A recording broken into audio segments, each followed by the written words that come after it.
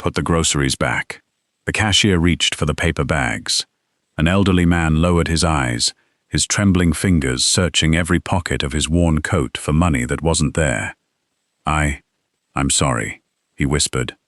A customer behind him scoffed. If you can't afford dinner, don't waste everyone else's time. Another rolled her eyes.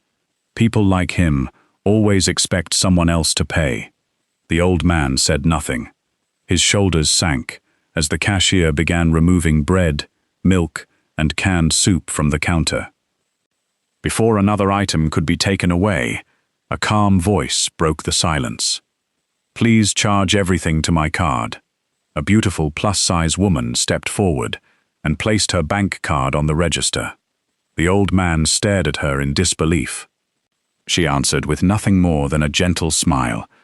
Everyone deserves to go home with dinner. The supermarket fell strangely quiet. Outside, a man in a dark suit touched the earpiece hidden beneath his collar. Sir, your grandfather has just been approached. No one inside realized the frail old man they had mocked was Arthur Romano, the beloved grandfather of Chicago's most feared Mafia boss. For a long moment, Arthur Romano remained standing beside the checkout counter, his grocery bags untouched. The embarrassed silence that had settled over the supermarket lingered long after the cruel remarks had faded. The customers who had mocked him suddenly found the tiled floor fascinating. Even the cashier, who had only been following store policy, looked uncomfortable. The woman who had stepped in didn't appear angry. She didn't glare at anyone. She didn't ask for recognition. She simply accepted her receipt, handed Arthur one of the heavier bags, and smiled as though helping a stranger was the most ordinary thing in the world. You really shouldn't have done this, Arthur said softly, still trying to process what had happened.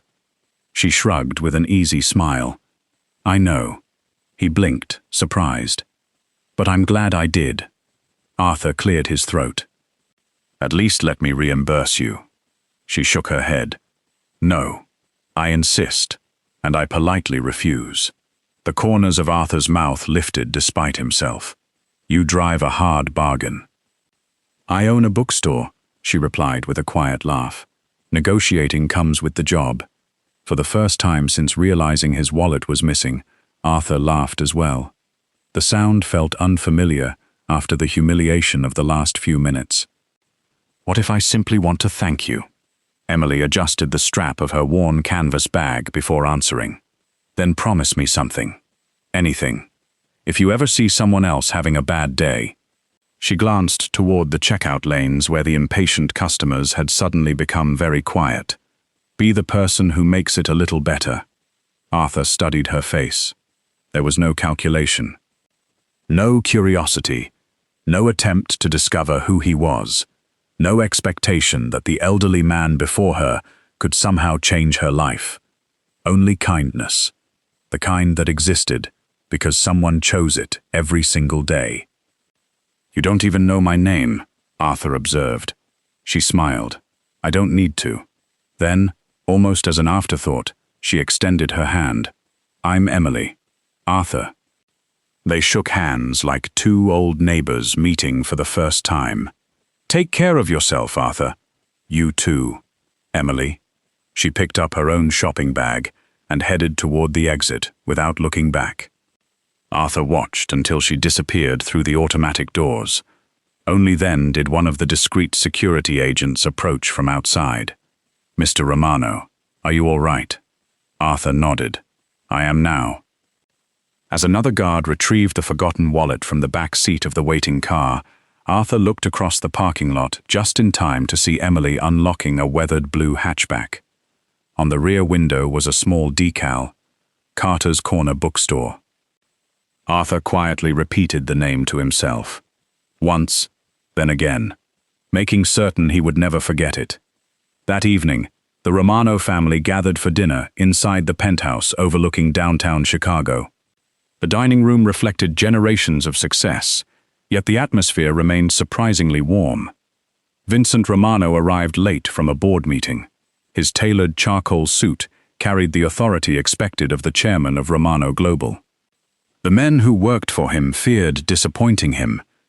The business world respected him. But before greeting anyone else, he walked directly to his grandfather. "How was your afternoon?" Arthur smiled over his cup of tea. "Interesting." Vincent immediately noticed the amusement in his eyes. "What happened?" Arthur recounted every detail: the forgotten wallet, the impatient customers, the insults. The young woman who stepped forward before anyone else could. Vincent listened without interrupting. His expression remained unreadable, but the room grew noticeably quieter. When Arthur finished, Vincent asked only one question. "She never asked who you were?" Arthur leaned back in his chair, his smile deepening. "No, she never asked what I could give her. She never even wondered whether I was important." He paused. She simply saw an old man who needed help. Silence settled over the room. Finally, Vincent spoke in the same calm voice that had built an empire. "Find her." One of his senior aides looked up immediately. "For what purpose, sir?" Vincent's answer came without hesitation. "I want to meet the woman who treated my grandfather with dignity, when everyone else chose convenience." 3 days passed before Vincent Romano walked through the door of Carter's Corner bookstore. The brass bell above the entrance chimed softly. Unlike the polished marble lobbies of Romano Global's headquarters, the little bookstore welcomed visitors with worn wooden shelves, handwritten recommendation cards, and the comforting scent of old paper mixed with fresh coffee. It wasn't impressive. It wasn't luxurious. Yet it felt strangely alive. Emily looked up from a stack of newly arrived books and smiled with the same warmth Arthur had described. "Good morning." Vincent returned a polite nod. "Morning." She tilted her head, studying him for a moment. "You look like someone who's either searching for a very specific book," she paused dramatically, "or completely lost." A faint smile touched Vincent's lips. "I'm looking for business strategy." Emily glanced at his perfectly tailored suit, expensive watch, and polished shoes. "I guessed." "You did. You have the spreadsheet face." Vincent raised an eyebrow. "I'm not sure whether that's a compliment." "It isn't." She laughed before he could respond. "It just means you probably spend too much time solving problems and not enough time reading stories." He couldn't remember the last time someone had spoken to him without the slightest concern for his status. No hesitation, no flattery, no fear. She simply treated him like another customer.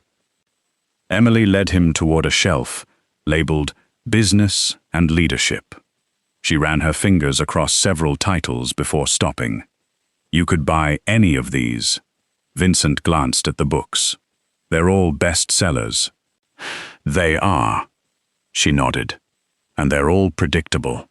Instead of handing him a business book, she reached for a novel with a colorful illustrated cover. He looked at the title, then back at her. "This is a romance." "It certainly is." "I asked for business." "I know." She folded her arms with playful confidence. Successful business people spend all day studying profit, competition, and negotiations. And they desperately need happier endings. Vincent let out a quiet chuckle. "I've never heard that recommendation before." "That's because most booksellers want repeat customers." "You don't?" "I do." She grinned. "But I also like surprising them." Against all logic, Vincent bought the novel. As she placed it into a paper bag, Emily smiled. "When you finish it, come back. You assume I'll read it." "I assume curiosity eventually defeats pride." He almost corrected her. Instead, he simply accepted the bag. "I'll let you know. I'll be waiting." The following Tuesday, he returned. Emily looked up from arranging children's books. "You finished it already?" "I did." "And?" Vincent hesitated. "It was..." She leaned forward expectantly. "Better than I expected." She crossed her arms triumphantly. "I knew it. It wasn't exactly realistic." Neither is becoming a billionaire before 40. He blinked. What makes you think I'm a billionaire? She laughed. I don't. But that watch could probably pay my rent for a year. Vincent instinctively glanced at the watch he had forgotten to remove. So you're observant. I own a bookstore. She shrugged. My job is noticing details. She handed him another novel before he could ask for anything. This one's even better. I came for economics. No, I didn't even ask yet. You were going to? He looked genuinely amused. How are you so certain? Because people like routines. She smiled knowingly. And I enjoy interrupting them. Week after week, the pattern continued. Vincent always entered claiming to need books about management, finance, or leadership. Emily always found an excuse to place a romance novel into his hands instead. Soon, their conversations became longer. Sometimes they debated fictional characters. Sometimes they disagreed over endings. Sometimes Emily insisted that the strongest people were not those who controlled others, but those who remained kind after disappointment. Vincent found himself thinking about those conversations during board meetings. He even caught himself reading late into the night, not because he particularly loved romance novels, but because he wanted to understand why Emily loved them so much. Without realizing it, the bookstore had become the calmest part of his week. His executive assistant eventually noticed the growing stack of brightly colored novels on his office shelf. I didn't know you liked romance books, sir. Vincent glanced toward the window overlooking Chicago's skyline. I didn't either. The assistant hesitated before asking, should I continue investigating Ms. Carter? Vincent was silent for several moments. His original intention had been simple: repay a debt. Thank the woman who had protected his grandfather's dignity. Yet every visit made that purpose feel less honest. He no longer walked into Carter's corner because he owed Emily something. He walked in because leaving always made him wonder how many days remained until he could hear her laugh again. By the fourth week, Arthur Romano no longer needed an excuse to visit Carter's corner bookstore. He arrived on a quiet Thursday afternoon, carrying nothing more than a reusable shopping bag, and the promise that he was looking for another mystery novel. Emily welcomed him with the same bright smile she offered every customer. Back already? Arthur chuckled. I finished the last one. So quickly. I may have stayed up far later than a 74-year-old man should. She laughed.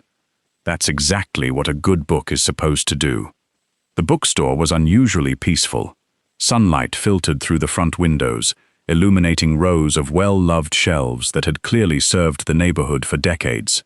A young mother browsed children's books, while soft jazz played from an old speaker behind the register. Arthur watched Emily move naturally from one customer to another. She remembered names. She remembered favorite authors. She even remembered which little boy refused to read anything unless dragons appeared before chapter 3. No interaction felt forced. She treated every visitor as though they mattered. It reminded Arthur of a world he feared had slowly disappeared. Business slowed during the afternoon. Emily placed 2 mugs of tea on a small reading table near the window. I hope chamomile is okay. Arthur smiled. It's my favorite. You guessed. No. She grinned. I asked your grandson's assistant last week. Arthur blinked. You knew. She nodded casually. I suspected after the second man in a black suit pretended to spend 30 minutes reading the gardening section upside down. Arthur burst into laughter, loud enough to startle a nearby customer. I'll have to speak with them. They're very polite. They're terrible detectives. They're improving. The warmth between them felt effortless. After a comfortable silence, Arthur noticed Emily staring thoughtfully into her tea. May I ask you something? Of course. What made you help me that day? Emily's smile softened. For several moments she said nothing. When she finally spoke, her voice carried memories that had never completely faded. My father got sick when I was in college. Arthur listened quietly. He owned a small repair shop. After the treatment started, customers disappeared. The bills kept arriving. And eventually, she paused. There wasn't enough money for everything. Arthur could almost picture the younger Emily trying to remain hopeful while life slowly became heavier. One evening, she continued, Dad stopped at a grocery store after work. He thought he had enough. He didn't.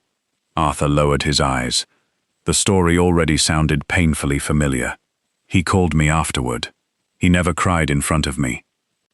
But I could hear it in his voice.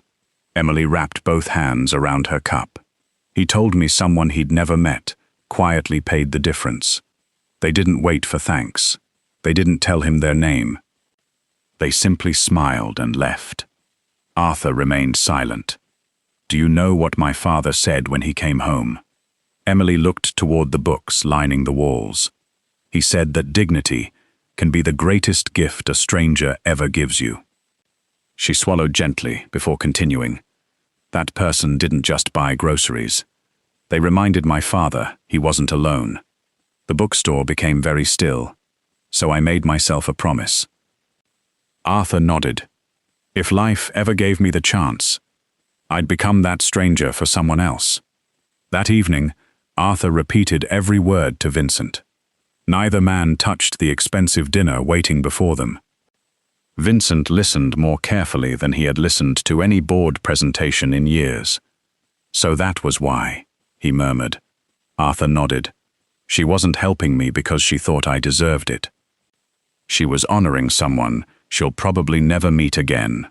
Vincent stared out across the Chicago skyline. Every merger he had negotiated, every skyscraper his company had built, every fortune he had accumulated.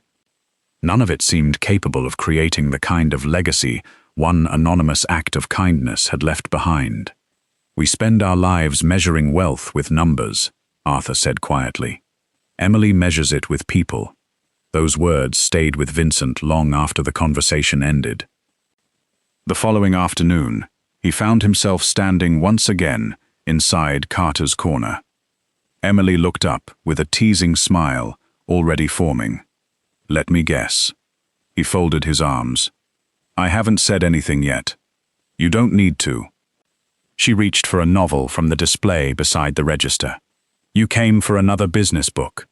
Vincent smiled despite himself. I did. She handed him a romance novel instead. I know. For the first time in years, the most powerful man in Chicago realized he wasn't returning for the books anymore. He was returning because every visit reminded him that there were still people in the world who believed kindness was worth giving, even when nobody was watching. By early autumn, Carter's Corner bookstore had become busier than it had been in years. Word of Emily's thoughtful recommendations had spread through the neighborhood. Families lingered longer between the shelves. Local reading clubs chose her store as their meeting place. Sales were still modest, but for the first time in a long while, Emily allowed herself to believe the bookstore might survive. When the Chicago Literacy Alliance announced its annual fundraising gala, Emily was invited to represent independent bookstores across the city. She hesitated before accepting. Formal events had never been her favorite, not because she disliked people, because she had grown used to being judged before anyone spoke to her. Still, literacy mattered too much to refuse. So she ironed her favorite navy blue dress, tied her hair back with simple elegance, and reminded herself that she belonged there just as much as anyone else. The ballroom glittered with crystal chandeliers and polished marble floors. Executives, publishers, educators, and philanthropists mingled beneath soft music while cameras captured every important handshake. Emily felt slightly out of place, but she greeted everyone with the same warmth she offered customers in her bookstore. Several teachers thanked her for donating books to neighborhood schools. A librarian hugged her after recognizing her name. Those small conversations eased her nerves, until another voice interrupted. Well, Melissa Grant approached with practiced elegance, dressed in an expensive designer gown that seemed chosen to command attention.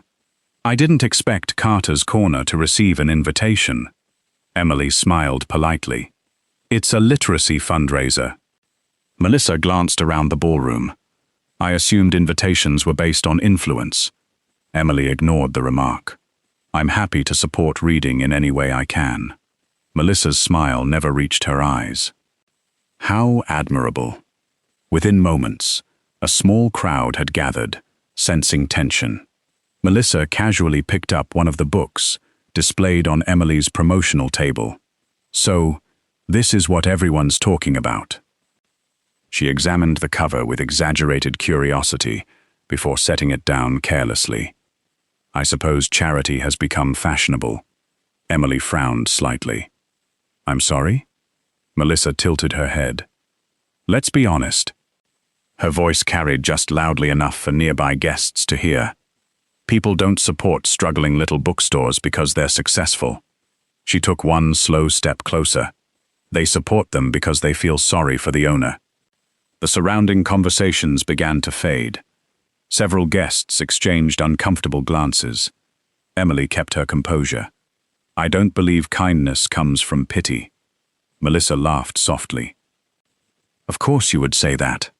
She looked Emily up and down without attempting to hide her contempt. Pity is probably something you've become accustomed to. The words landed harder than Melissa could have known.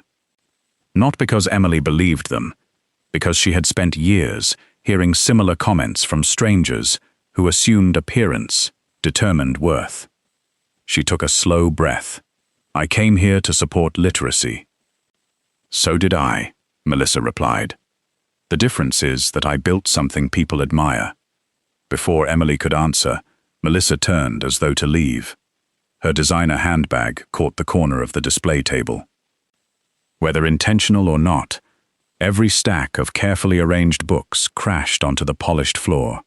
The sound echoed through the silent ballroom. Dozens of novels scattered in every direction. For one suspended moment, no one moved. Emily instinctively knelt to gather them. As she reached for the nearest book, Melissa leaned down just enough for only those closest to hear. Women like you, she whispered coldly, should learn where they belong. The sentence carried farther than Melissa intended. Several people heard every word. No one spoke. No one stepped forward. Emily continued collecting the fallen books with steady hands, refusing to let anyone see the hurt rising behind her calm expression. Then, another pair of hands reached for the books beside hers. Large, steady, confident. She looked up. Vincent Romano had quietly knelt beside her. Without saying a single word, he picked up another book, brushed invisible dust from its cover, and placed it gently into the growing stack. The ballroom watched in complete silence. No one yet understood that the next few moments would permanently change Emily Carter's life. For several long seconds, the ballroom remained silent. The only sound was the soft rustle of pages as Vincent Romano continued gathering the scattered books one by one.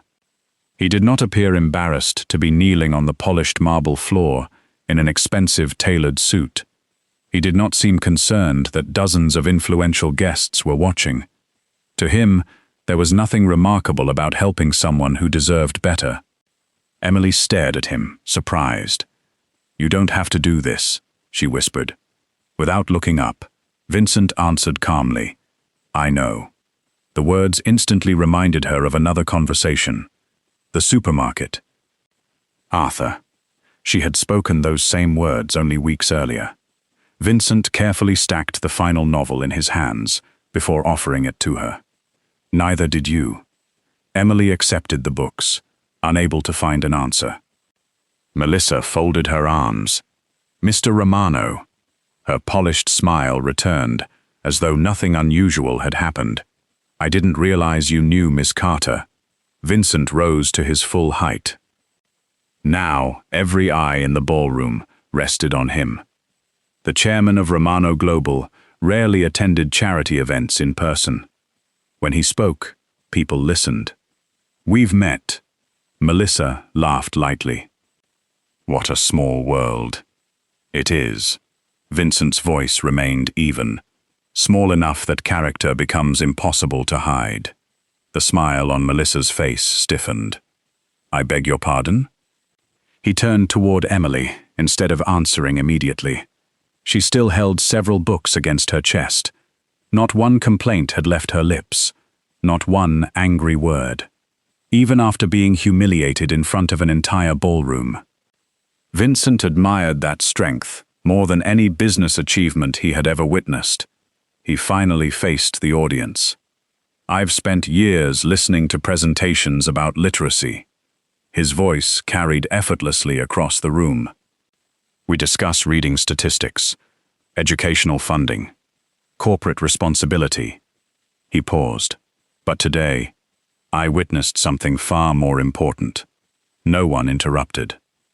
We tell children that books build empathy. He glanced toward the novels scattered moments earlier. Yet empathy means very little if we leave it inside the pages. The silence grew even heavier.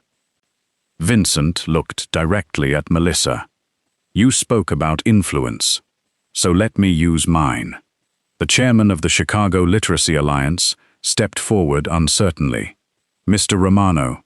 Vincent gave a slight nod. Effective immediately.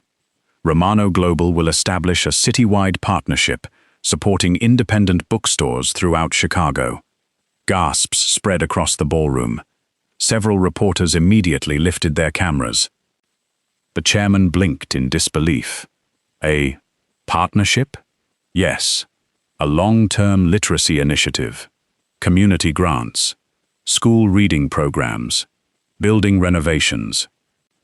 Author events. Children's outreach. His words came with calm certainty, the kind of certainty that transformed promises into reality. The chairman could barely speak. That would be extraordinary. Vincent continued. The first bookstore selected for the program. He turned toward Emily. Will be Carter's Corner. Emily's eyes widened. What? The room erupted into whispers. Melissa's confident expression disappeared completely. One publisher leaned toward another. How much is Romano Global committing? Whatever it is, it'll change the entire industry. Emily shook her head. Mr. Romano. Vincent. She hesitated. Vincent. I can't accept something because you feel obligated. His expression softened. Who said anything about obligation? She looked genuinely confused. Your grandfather. The groceries. I don't want charity. Vincent smiled gently. I'm relieved, because I wasn't offering charity. He took one slow step closer. His next words were spoken clearly enough for everyone in the ballroom to hear. I'm offering partnership. Another long silence followed. Then he added the sentence that no reporter would forget. I'm not supporting Emily Carter, because she once helped my grandfather. He paused deliberately. I'm supporting her because she reminds this city what kindness looks like. The words struck the audience with unexpected force. Many of the guests had known Emily for only a few minutes, yet every one of them had witnessed her quiet dignity. She had never defended herself, never insulted Melissa in return, never demanded sympathy. She had simply picked up her books. The applause began with a single elderly librarian standing near the back of the room. Then another. Then another. Within seconds, the entire ballroom was on its feet. Teachers applauded. Authors applauded. Publishers applauded. Even guests who had remained silent during Melissa's insults now joined the ovation. Emily blinked rapidly, overwhelmed. She wasn't accustomed to being seen. Not like this. Not for the right reasons. Melissa realized every camera in the ballroom had shifted away from her. The admiration she had hoped to receive now belonged entirely to Emily. She attempted one final smile. I'm sure this has all been misunderstood. No one answered. The silence surrounding her felt colder than any argument. Without another word, Melissa picked up her purse and walked toward the exit. The ballroom doors closed quietly behind her. No one tried to stop her. As the applause gradually faded, Arthur Romano appeared near the entrance. He had arrived only moments earlier. Watching from the back of the room, he smiled proudly. Not because Vincent had announced a generous investment. Money had never impressed him. He smiled because his grandson had finally made a decision that had nothing to do with power, everything to do with heart. And as Vincent looked toward Emily once again, Arthur recognized something long before either of them would admit it aloud. Vincent Romano had started searching for a woman worthy of gratitude. Somewhere along the way, he had found the woman he could no longer imagine living without. The headlines appeared before sunrise. Romano Global announces historic literacy initiative. Billionaire chairman defends independent bookstore owner. Kindness takes center stage. At city fundraiser. By the time Carter's Corner bookstore opened the following morning, customers were already waiting outside. Some wanted to buy books. Others wanted to congratulate Emily. Several simply wanted to shake the hand of the woman whose quiet dignity had inspired one of Chicago's most influential businessmen. Emily accepted every kind word with gratitude. Yet beneath her smile, one question refused to leave her mind. Why? Why would Vincent Romano do something so extraordinary for her? Late that afternoon, the familiar brass bell chimed above the bookstore door. Vincent stepped inside, carrying 2 cups of coffee. Emily looked up from arranging a display of children's classics. "You've become predictable," he smiled. "So have you. You brought coffee. You were going to forget to drink yours again." She laughed softly. "I only forgot once. It was 3 times. She sighed dramatically. "I liked you better when you only argued about romance novels. I still do." He placed 1 cup on the counter. For a few quiet moments, neither of them spoke. Outside, pedestrians drifted past the windows, while autumn leaves danced along the sidewalk. Finally, Emily broke the silence. "Why did you really do it?" Vincent met her eyes. "The partnership. Everything." She looked down at her hands. "The fundraiser. The bookstore. The way you stood beside me." Her voice became quieter. "What? You barely knew me." Vincent's expression softened. "Are you sure about that?" Before Emily could answer, the front door opened again. Arthur Romano walked inside with his usual warm smile. "I hope I'm not interrupting." Emily brightened immediately. "Arthur!" She hurried around the counter to hug him. Vincent watched the embrace with quiet affection. Arthur chuckled. "I've missed my favorite bookseller, and I've missed my favorite customer. You only say that because I buy too many mystery novels. I say it because you always return them with excellent recommendations." Arthur laughed before turning toward his grandson. "Vincent." There was a brief look between them, one filled with unspoken understanding. Arthur gently placed a weathered leather wallet on the counter. Emily recognized it instantly. "The grocery store." Arthur nodded. "I've been meaning to tell you something." She frowned slightly. "What is it?" "The day we met. I wasn't simply an old man who forgot his wallet." Vincent stepped beside his grandfather. Emily looked from one face to the other. Confusion slowly replaced curiosity. Arthur continued gently. "My full name is Arthur Romano." The color faded from Emily's face. She turned toward Vincent. "Romano?" He nodded once. "My grandfather." Emily stared in disbelief. "The Romano family?" "Yes." "The Romano Global Romano?" "Yes." Her mind raced through every newspaper article she had ever seen, every magazine cover, every television interview. She looked around the little bookstore as though expecting the walls themselves to explain what was happening. I don't understand."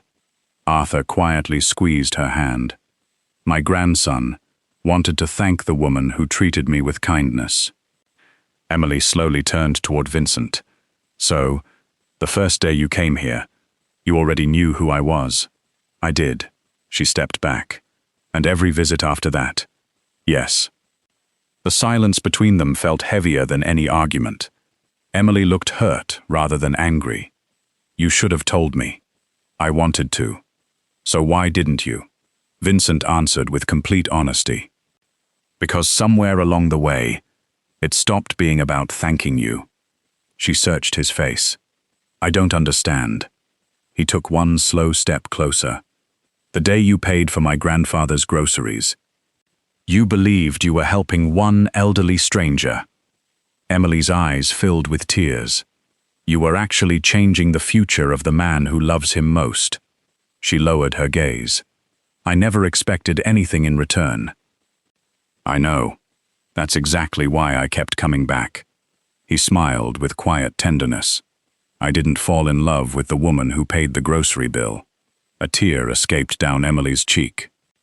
I fell in love with the woman who never asked for credit afterward. The bookstore fell perfectly silent. Even Arthur quietly stepped farther away, giving them the moment they deserved.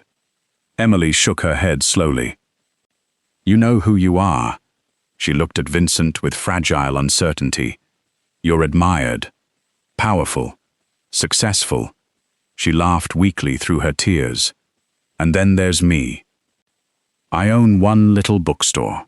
I've spent years hearing people say, women who look like me should be grateful for whatever attention they receive. She swallowed hard. I stopped expecting anyone would ever truly choose me. Without hesitation, Vincent reached for her hand. His voice remained calm, firm, certain. They never looked closely enough. Emily looked into his eyes. I saw the woman who made frightened children smile with stories. I saw the woman who remembered every customer's favorite author.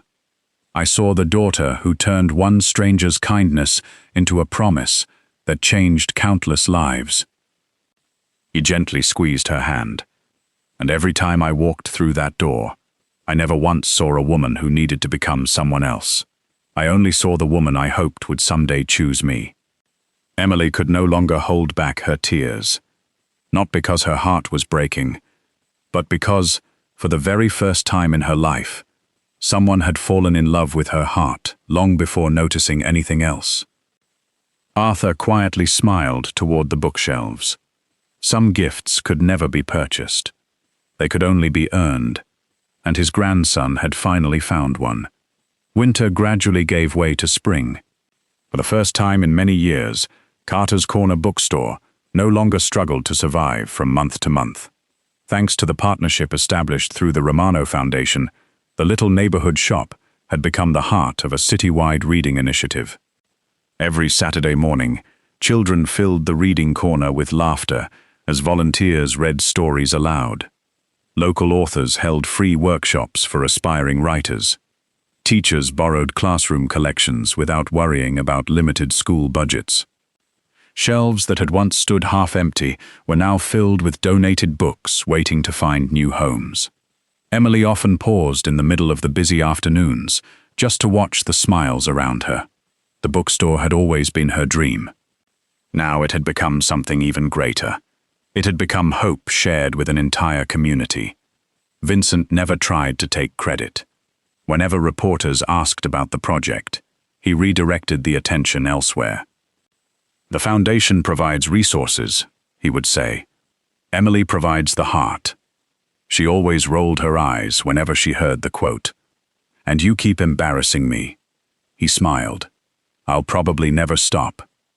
Arthur remained the bookstore's most loyal visitor. Every Saturday afternoon, he appeared carrying a different mystery novel under his arm. He insisted he came only to browse. No one believed him. Especially not Emily. You've already read that one twice, she teased one weekend. Arthur looked completely innocent. I forgot how it ended. Vincent laughed. You solved the mystery before chapter 5. Arthur shrugged. That doesn't mean I can't enjoy it again. Emily shook her head affectionately. You aren't checking on the books. Arthur smiled knowingly. No, I'm checking on the people. His eyes moved from Emily to Vincent. Finding them smiling beside one another was all the reassurance he ever needed. One sunny afternoon, a little girl wandered into the bookstore, holding a stack of picture books, almost as tall as she was. She looked up at Emily with complete seriousness. "Can I ask you something?" "Of course," Emily replied. The little girl pointed toward Vincent, who was carrying several heavy boxes of new books from the delivery truck. "Why does that handsome man always carry everything for you?" Emily glanced toward Vincent. He looked back with the same gentle smile that had first appeared the day he walked into her bookstore, pretending to buy business books. She laughed softly before answering. "Because he says I carried something much heavier." The little girl frowned. What was it? Before Emily could answer, Vincent walked over and gently placed the final box on the floor. He smiled warmly. She carried kindness. He reached for Emily's hand. "Long before she ever carried my heart." The little girl smiled, as though the answer made perfect sense. Emily's eyes met Vincent's. No grand speeches were needed anymore. No secrets remained between them. Only quiet certainty. Together, they locked the bookstore at closing time and stepped onto the sidewalk as the evening sun painted Chicago in shades of gold. Arthur watched from inside the front window with quiet satisfaction. Months earlier, one small act of kindness had cost Emily only a few dollars. She had expected nothing in return, yet that single choice had restored an old man's dignity, healed a lonely heart, created a family that neither she nor Vincent had ever expected to find, and proved that the greatest fortunes in life are never measured by money. They are measured by the lives we choose to lift along the way.